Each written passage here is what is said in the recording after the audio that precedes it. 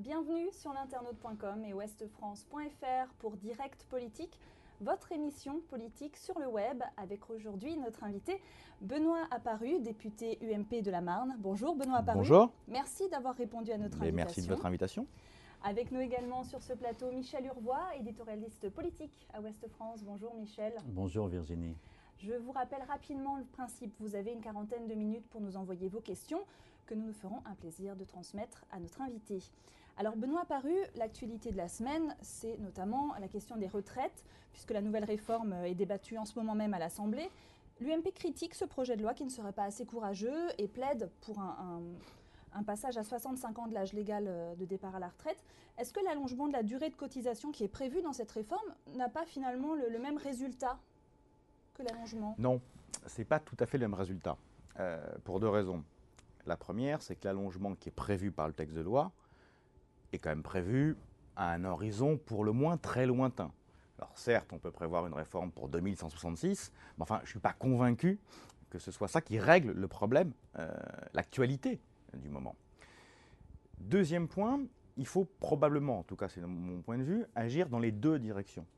Durée de cotisation, âge légal de la retraite. Pourquoi? Parce que quand vous ne faites que la durée de cotisation, vous trompez les Français. Vous trompez les Français et notamment ceux qui rentrent tardivement sur le marché de l'emploi. Celui qui va rentrer à 23 ou 24 ans, parce qu'il aura fait des études longues, et qui va cotiser pour avoir une retraite à taux plein 43, 44 ans, ça veut dire qu'il partira à la retraite à 68, 69 ans. Est-ce juste? Je ne le crois pas. A l'inverse, si vous ne jouez que sur la durée légale, pas du travail, pardon, sur la durée légale, je vais y arriver, de cotisation, donc c'est-à-dire sur l'âge légal, je vais y arriver, de départ à la retraite. 62 ans aujourd'hui, 60 ans hier, et nous proposons 65. Si vous ne jouez que là-dessus, vous allez désavantager et être injuste vis-à-vis de ceux qui ont eu des carrières dites longues, qui ont commencé à travailler à l'inverse très tôt. Parce que eux, ils auront commencé à travailler à 15 ans, à 16 ans, à 17 ans. Vous leur mettez une barrière à 65 ans, donc ils auront travaillé beaucoup plus longtemps que tout le monde. Donc il faut trouver un point d'équilibre, et le point d'équilibre, c'est de jouer, me semble-t-il, sur les deux curseurs, la durée, l'âge légal de départ à la retraite et la durée de cotisation. Il faut, me semble-t-il, jouer sur les deux tableaux. Enfin, deuxième point sur la réforme des retraites.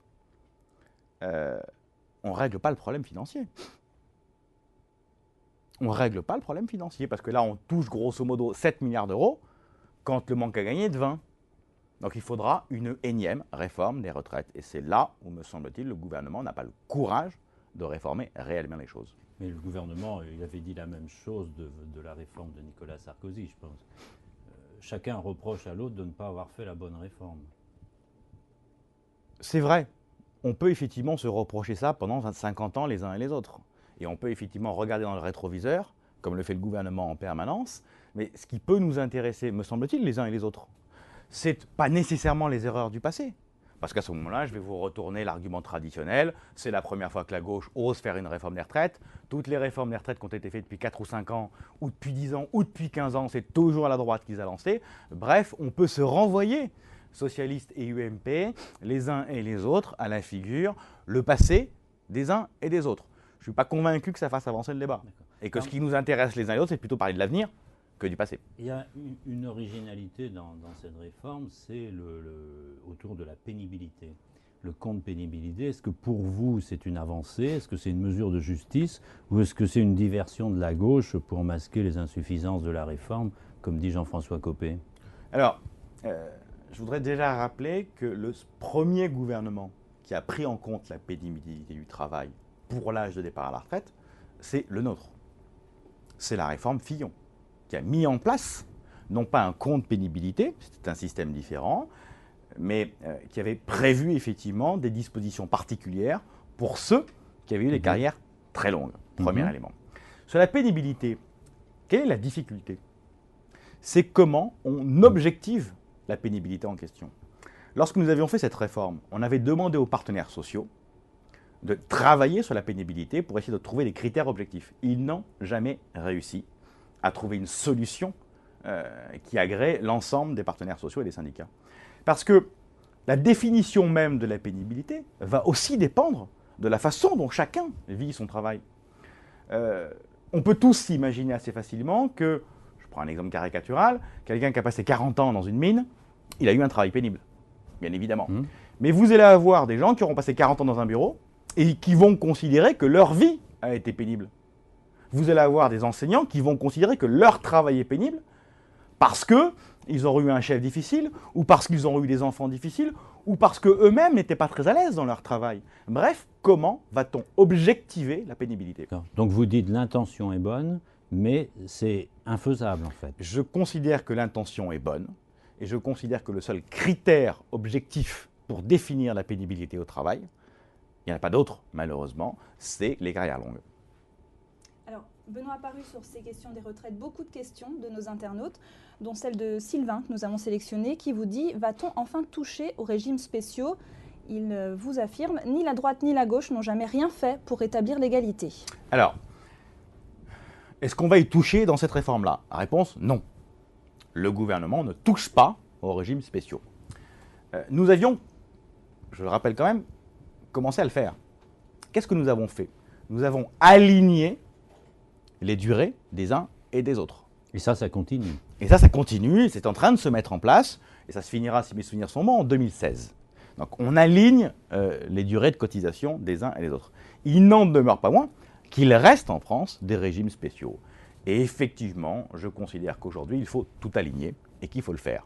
On avait essayé en 1995, lorsqu'Alain Juppé était Premier ministre, vous vous souvenez du résultat, donc plus personne n'a osé le faire pendant 20 ans, mais il faut effectivement s'attaquer à cette question, parce que c'était aussi ça la justice. La justice, c'est travailler sur la question de la pénibilité. C'est aussi de se dire qu'il n'y a pas de raison que parce qu'on est d'une origine professionnelle X ou Y, on a un départ à la retraite plus ou moins tôt, plus ou moins tard. C'est pas juste. La justice, c'est que tout le monde soit traité de la même façon et que le seul élément discriminant entre les uns et les autres, c'est est-ce que j'ai commencé très tôt à travailler et donc est-ce que j'ai eu un travail plus pénible. Si vous revenez au pouvoir demain, vous dites les régimes spéciaux, il faut les réformer, il faut les aligner complètement. Tout le monde de la même façon. Nous ne pouvons plus continuer en France à avoir des systèmes aussi injustes que ceux qui ont des régimes spéciaux et donc qui sont mieux traités que d'autres. Il faut remettre de la justice. Je suis intimement convaincu que les Français sont prêts à faire des efforts parce qu'ils savent que la période est difficile. Ils y mettent une condition, que ce soit juste et que tout le monde soit traité de la même façon. Alors Benoît Paru, ce matin, on va aussi parler d'élections. Vous le savez, ce week-end à Brignoles, le FN est arrivé en tête au cantonal. C'est un échec de la gauche qui est éliminé dès le premier tour, mais c'est aussi un échec de l'UMP. À quoi vous l'attribuez, cet échec? Alors, déjà, il faut nuancer un peu l'analyse. C'est la 3e élection cantonale sur Brignoles. Les 3 fois, le Front National est arrivé en tête. C'est pas nouveau. Les 3 fois sur ce canton-là, 2011, 2012 et 2013, le Front National est arrivé en tête. Avec des scores moins importants, puisqu'il était autour de 30%, légèrement au-dessus. Et là, effectivement, il monte à 40. Pourquoi est-ce qu'il monte à 40? Parce qu'il y a beaucoup plus d'abstention dans cette élection-là. Et quand on regarde non pas les pourcentages, mais le nombre de voix, le Front National, en nombre de voix, ne progresse pas sur cette élection. Par contre, effectivement, la gauche s'effondre complètement, mais complètement. Je vous rappelle que la dernière fois, il y a un an, dans cette même élection partielle, le PC a gagné. Là, ils sont éliminés dès le premier tour en faisant à peine 14%. Donc il y a un effondrement complet de la gauche. Et effectivement, il y a un score faible de l'UMP. Oui, l'UMP perd aussi des voix. L'UMP perd également des voix. Seul, en fait, le Front National maintient son nombre de voix. Nous en perdons. Et la gauche en perd plus encore que nous. Quelle est la conclusion qu'on peut en tirer? C'est qu'il y a une sanction très forte contre le parti au pouvoir.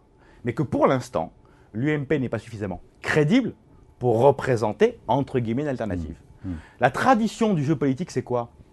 Quand la gauche est faible, la droite est forte. Et vice-versa. C'est souvent ce jeu de vase communicant.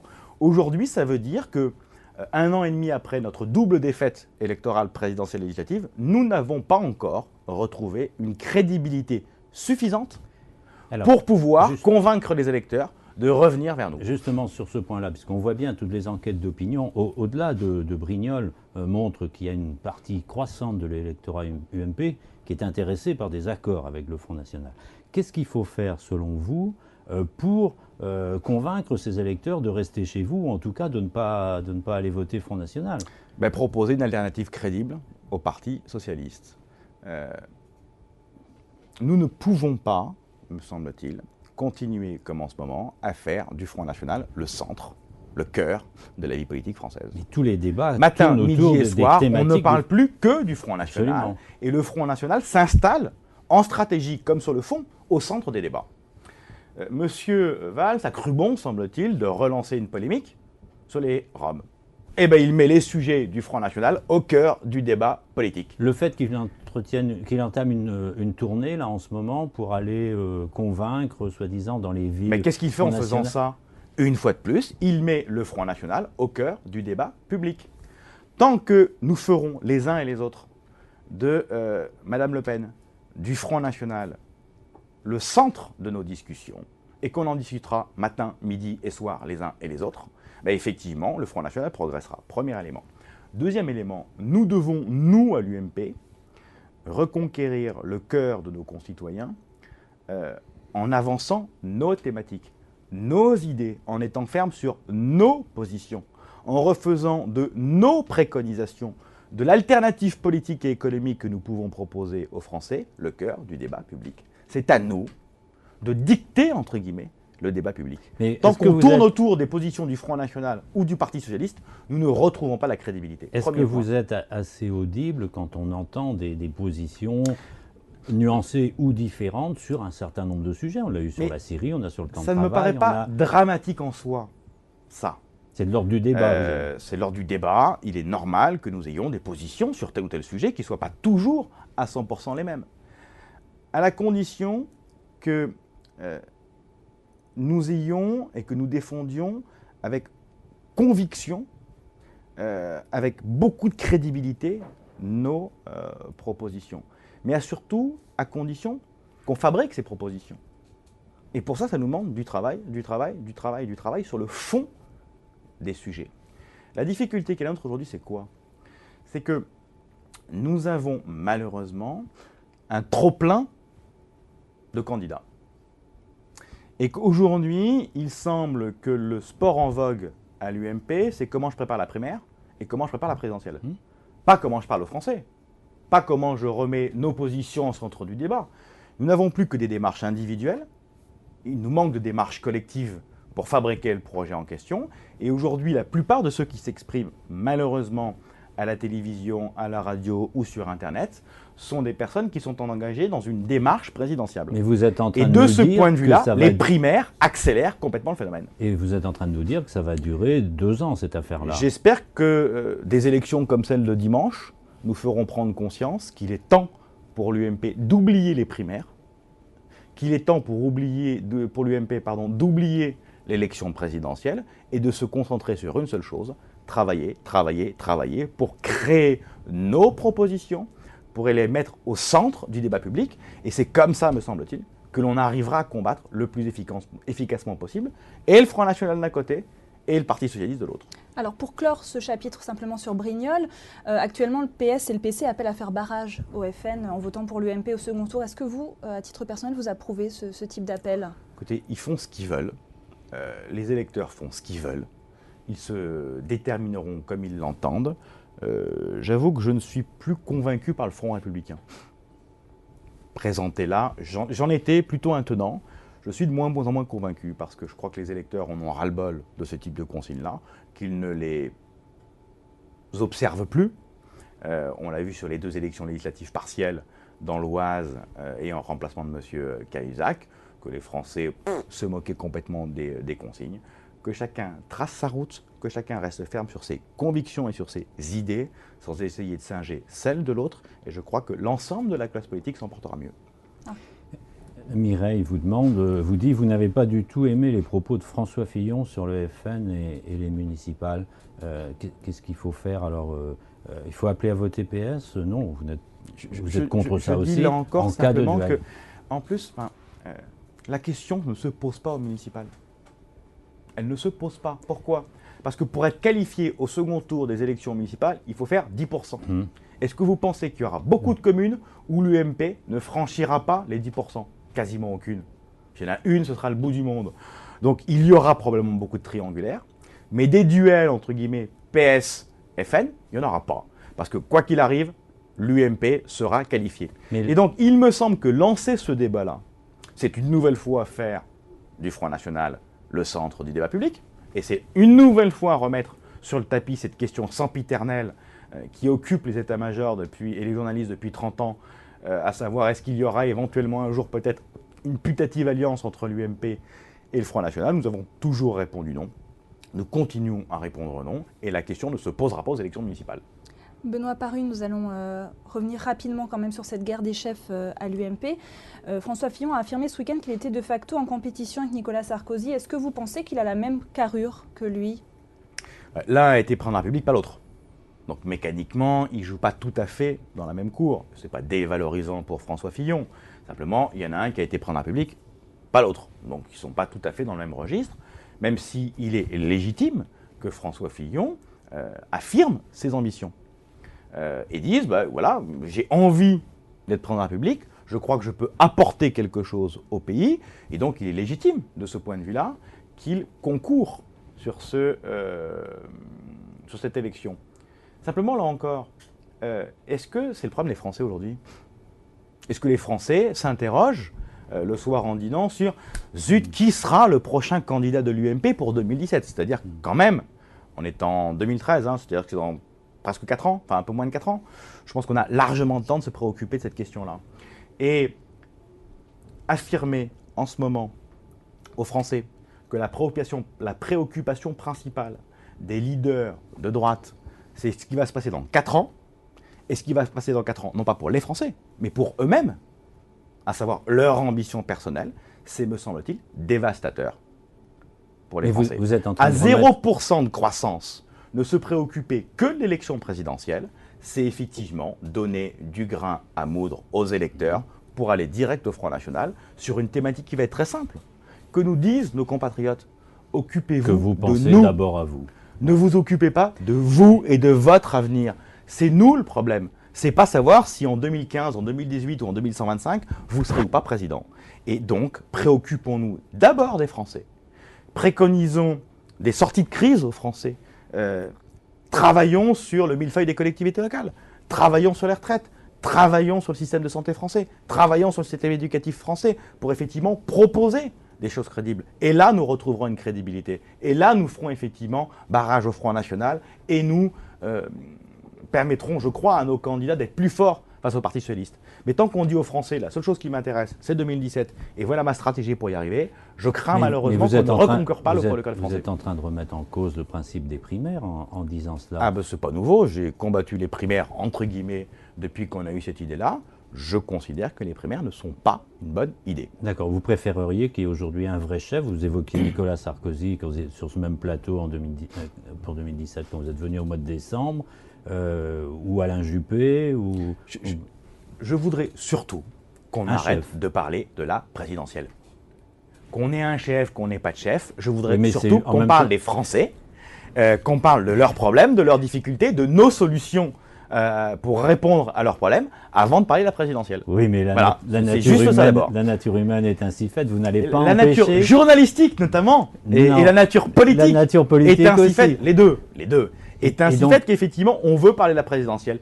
Et bien peut-être que pour une fois, on devrait essayer de vous rembarrer, vous journalistes, un peu plus souvent, en vous disant « Désolé, parlons économie, parlons retraite, parlons emploi, parlons éducation, parlons un tout petit peu moins présidentiable. » Mais dans ce cas, il faut que François Fillon se taise, il faut que Nicolas Sarkozy... ce serait bien effectivement qu'un certain nombre de postulants potentiels, je l'ai évoqué sur François Fillon, mais c'est valable pour beaucoup d'autres, n'ont pas se taise.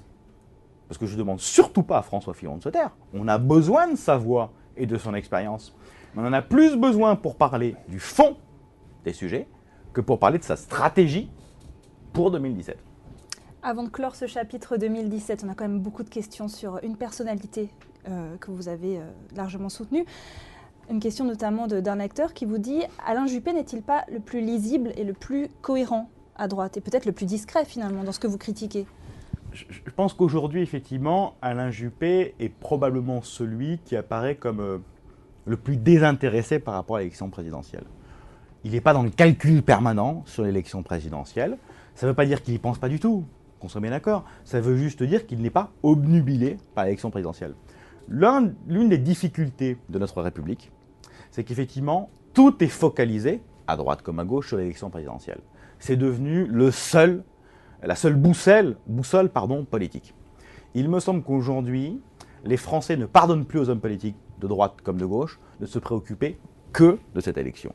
Et Alain Juppé me semble aujourd'hui celui qui, dans le jeu politique, a évidemment la stature, mais semble peut-être moins calculateur, moins tactique, moins organisé et cible moins l'élection présidentielle. Et il gagne de ce point de vue-là une autorité, une forme de liberté. Parce qu'il ne calcule pas tout en fonction de l'élection présidentielle. Et je crois que c'est d'ailleurs ça que les Français lui reconnaissent aujourd'hui et que c'est la raison pour laquelle il est si haut dans les sondages. Parce qu'il paraît peut-être plus désintéressé à titre personnel que les autres. Alors Benoît Paru, on va passer au fond. Alors, c'est gentil. Voilà. On vous a concocté... Non, on a commencé déjà le fond avec les retraites. Par les retraites.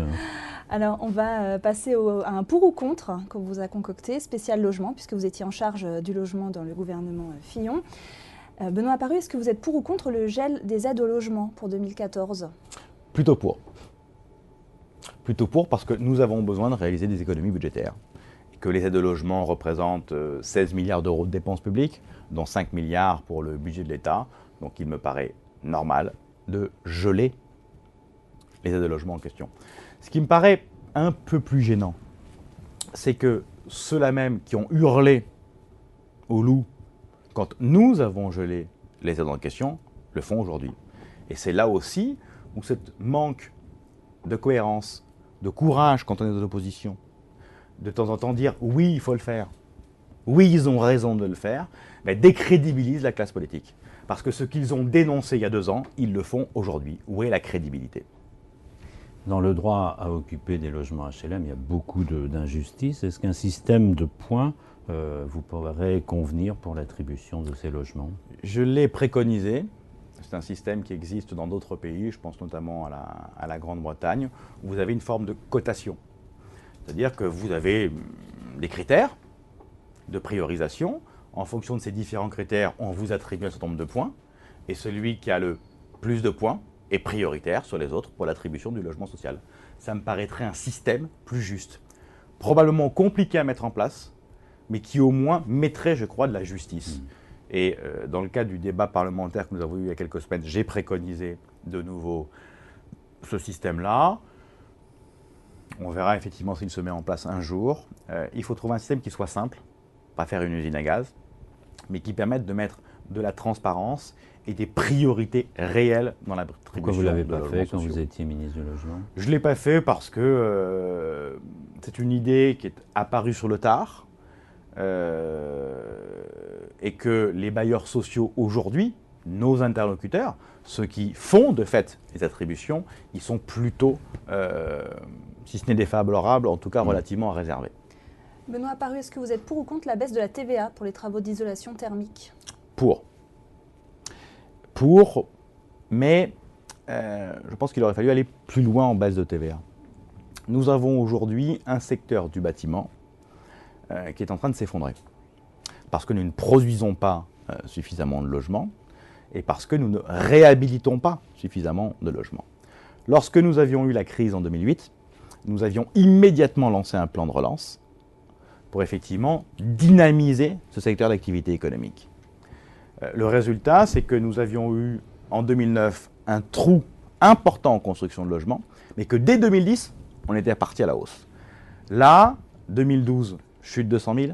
2013, cette année, on va encore perdre 30 ou 40 000 logements par an. Et 2014, ça ne redécollera pas, semble-t-il. Et donc, il faut dynamiser le secteur. Et de ce point de vue-là, vous avez 2 ou 3 outils. La TVA en est un. Et donc, effectivement, pour ce qui me concerne, je préconise une baisse de la TVA sur l'ensemble des travaux qui sont effectués par nos compatriotes dans leur logement, qu'ils soient de réhabilitation énergétique ou autre type de travaux. Cécile Duflot est en train de faire voter sa loi logement. quel est votre avis sur la garantie universelle des loyers? J'y ai cru, j'y crois plus. Ah, J'ai cru, j'ai monté un dispositif un peu similaire qui s'appelait la garantie des revenus locatifs, la GRL. Enfin, Jean-Louis Borloo, pardon, l'avait monté, GRL 1. Ça marchait pas très bien. On a essayé un deuxième dispositif que j'ai monté, la GRL 2, ça n'a pas mieux marché. Rappelez-vous, quelle est l'idée initiale de cette GRL? L'idée initiale, c'est comment on loge ce qu'on appelle les précaires au sens du droit du travail en France, c'est-à-dire ceux qui sont titulaires d'un contrat en CDD, les jeunes ou ceux qui bossent en intérim.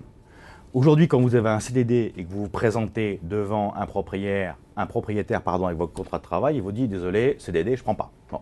Comment on fait pour aider ces gens-là à se loger? Dans le privé, évidemment. On s'est dit, si on garantit que le loyer sera payé via un système d'assurance, ben peut-être que le propriétaire acceptera le précaire en question. Est-ce que ça a marché? Réponse, non.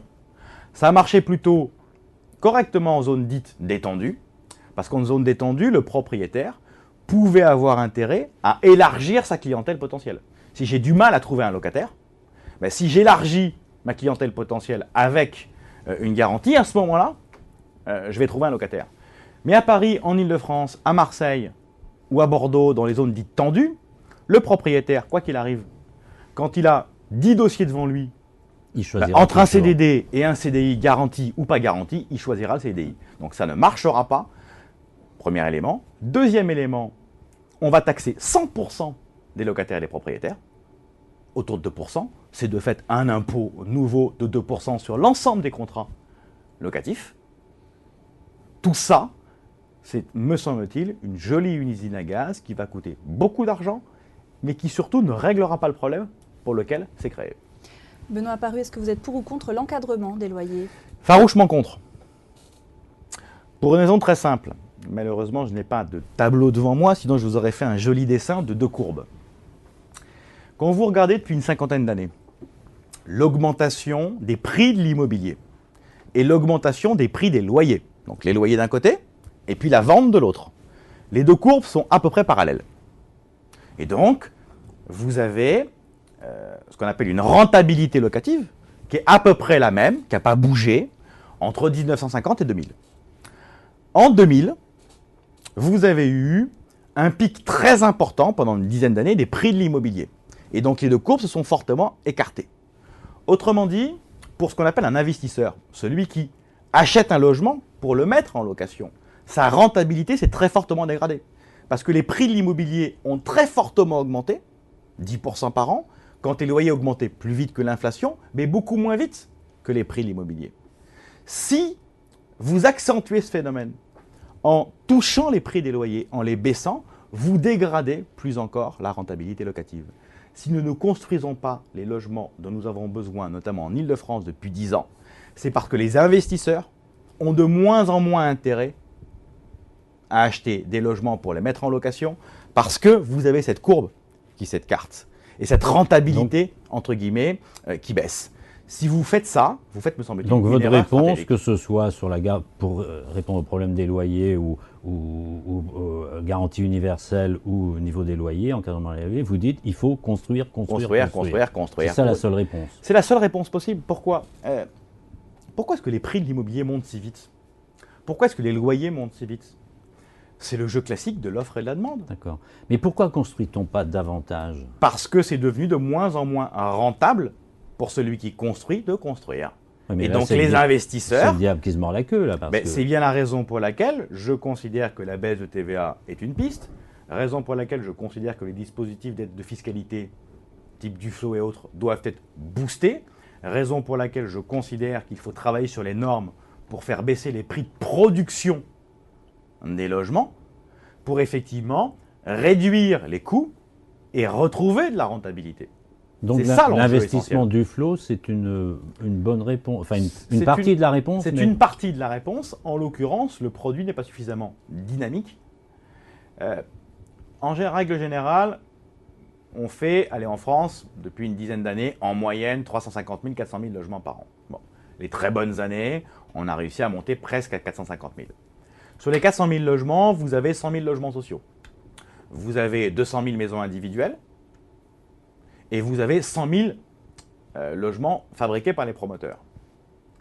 Le dispositif Duflot on prévoit d'en faire 45 000. Il faudra en faire 100. On en fait 45 000, le dispositif Duflot. Et en objectif. Et cet objectif ne sera pas atteint. Si on en fait 25-30 000, c'est le bout du monde. Donc vous voyez le gap. Et ce gap, pourquoi? Parce que le produit n'est pas suffisamment intéressant. Benoît Paru, après ce volet sur le logement, on va passer à votre terre d'élection, Châlons en Champagne, avec notamment cette question de Suzanne qui vous dit, vous êtes candidat donc au municipal dans cette ville, est-ce que vous êtes donc favorable au cumul des mandats? Alors, je suis favorable au cumul des mandats tant que nous n'aurons pas fait une réforme globale des choses. Posons-nous la question de la cause du cumul. Pourquoi est-ce que les parlementaires cumulent des mandats? Pourquoi est-ce que des parlementaires veulent être maires? Pourquoi ils veulent être président de conseil général? Posons-nous cette question-là. Pour une raison malheureusement très simple. C'est que le pouvoir des parlementaires, des députés et des sénateurs, est très faible. Quand vous faites une loi, la capacité des parlementaires à bouger la loi est très faible. On va commencer à examiner le budget la semaine prochaine. À la fin de l'exercice budgétaire, si les députés auront réussi à bouger 1% du budget, c'est le bout du monde. Donc, quelque part, parce que les parlementaires n'ont pas suffisamment de pouvoir, et que ce sont des gens qui veulent être acteurs de la vie publique, ils veulent un exécutif, local ou national. C'est ça la raison fondamentale du cumul. Tant que vous n'aurez pas traité ce problème-là, vous ne réglerez pas le problème de fond. Il n'empêche que la loi va très certainement être votée et Jean-Louis, qui est peut-être un de vos électeurs, demande, vous choisirez quel mandat entre le siège de député et celui d'élu local si vous êtes élu?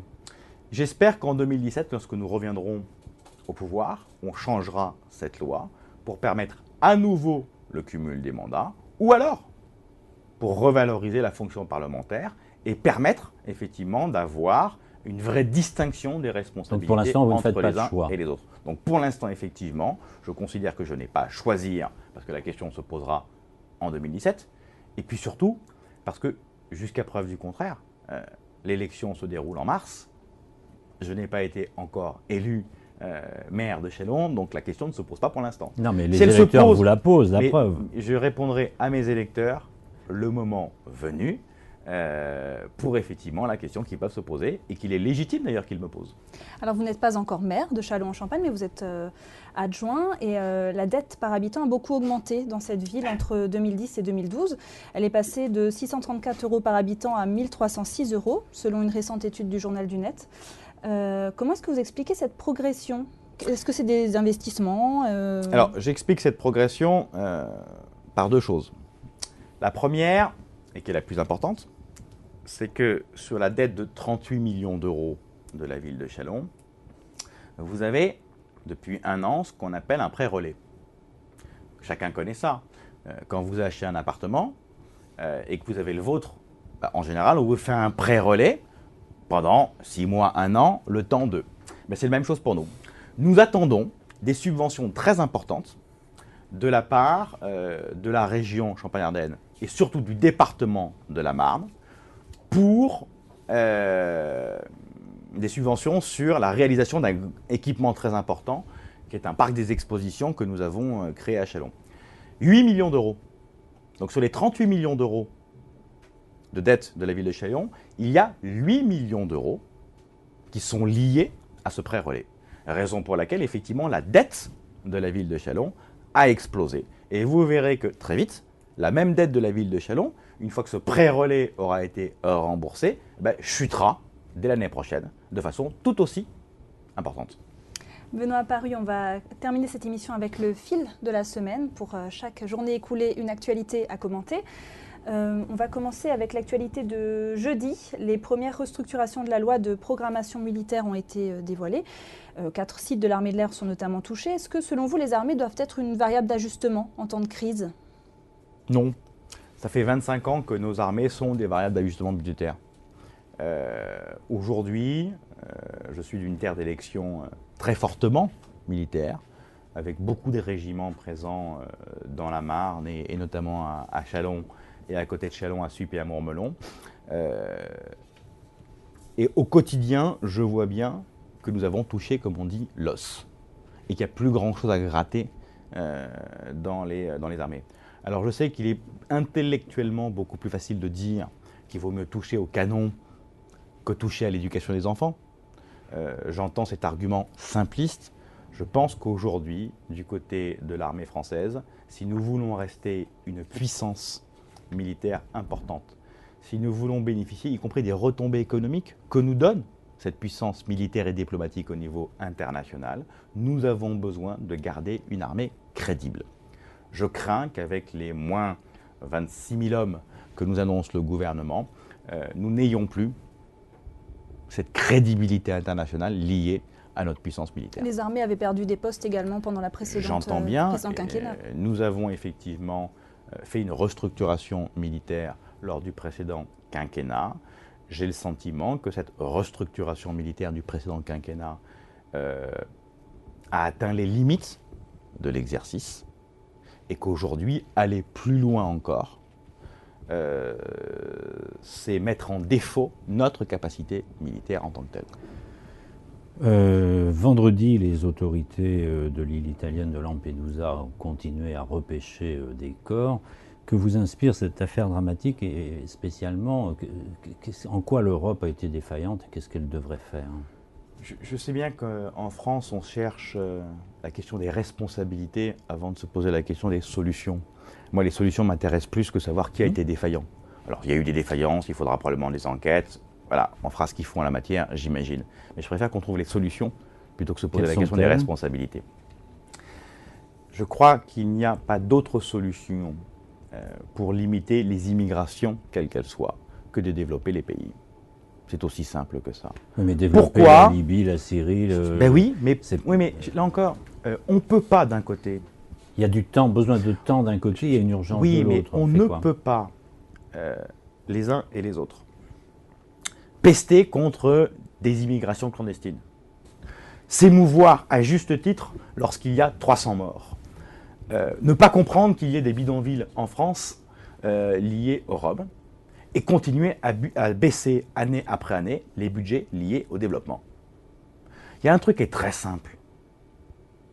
Pourquoi les Roms quittent la Bulgarie? Pourquoi les Tunisiens, les Algériens, les Syriens quittent leur pays? Pourquoi bon nombre d'Africains d'Afrique noire quittent leur pays?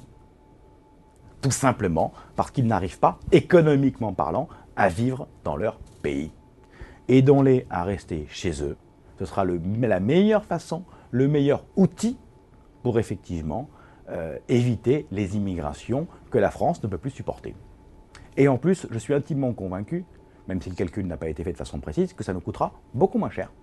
Parce que l'immigration nous coûte très cher, parce que les reconduites à la frontière nous coûtent très cher, parce que les aides sociales que l'on donne nous coûtent très cher, parce que, je suis convaincu que mettre beaucoup plus d'argent sur le développement serait 1000 fois plus moral et 1000 fois plus efficace que se lamenter comme on le fait sur l'immigration clandestine.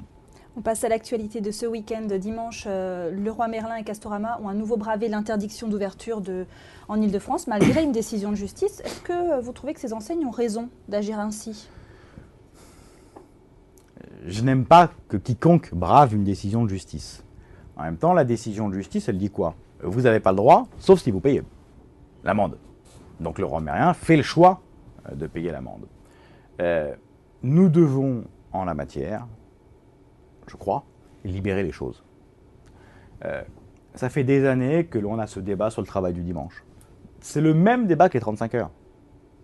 Intellectuellement, c'est la même chose. C'est la question du temps de travail. Que le temps de travail soit hebdomadaire, que le temps de travail soit sur la question du quel jour je travaille, etc., etc., nous devons libérer les choses. Et de mon point de vue, si les gens souhaitent travailler le dimanche, qu'ils puissent travailler le dimanche. Et donc je suis favorable à ce qu'on libéralise. Je sais que c'est un gros mot, libéraliser, mais je suis favorable à ce que l'on libéralise le travail du dimanche. Dernière question, encore de fond. Vous voyez que dans cette émission, on parle beaucoup de fond. D'ailleurs, le Figaro a publié une enquête Je sens que je vous ai piqué là. sur la réforme pénale. Non, mais c'est un débat qui me plaît bien. Sur la réforme pénale, un sondage qui est assez négatif. Vous pensez quoi de la réforme Taubira? Et est-ce qu'on doit ne rien faire pour les prisonniers qui sortent Comme M. Valls, je crains que ce ne soit pas une bonne réforme. Je pense que M. Valls a 100% raison. La réforme de Mme Taubira n'est pas une bonne réforme. Mais pourquoi? Parce qu'il n'y a pas les moyens d'accompagner. Parce qu'il y a une multitude de questions dans la réforme Taubira, il n'y a pas un seul sujet. Il y a la question de la réponse pénale, il y a la question de la récidive, il y a la question en gros des places de prison. Voilà. Aujourd'hui, on a le sentiment, par exemple sur cette dernière question, que le gouvernement ne souhaite plus ouvrir des places de prison. Et donc préconise des peines alternatives automatiques. Et c'est ça le problème, c'est l'automaticité des peines alternatives. La réponse alternative à la prison n'est pas inintéressante dans un certain nombre de cas. Pas inintéressante. Mais dire grosso modo que tous les gens qui sont condamnés à moins de X années de prison auront une peine alternative me paraît une politique pour le moins laxiste. Ils sortent automatiquement aux 2/3 de leur peine. Mais là encore, la question c'est la crédibilité, me semble-t-il, de la réponse pénale.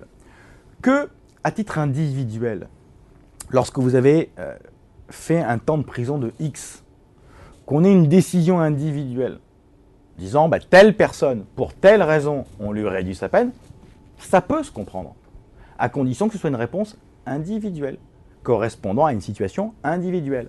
Le rendre totalement automatique me paraît une erreur. Merci Benoît Paru, ce sera le dernier mot de cette émission. Merci d'avoir été parmi nous aujourd'hui.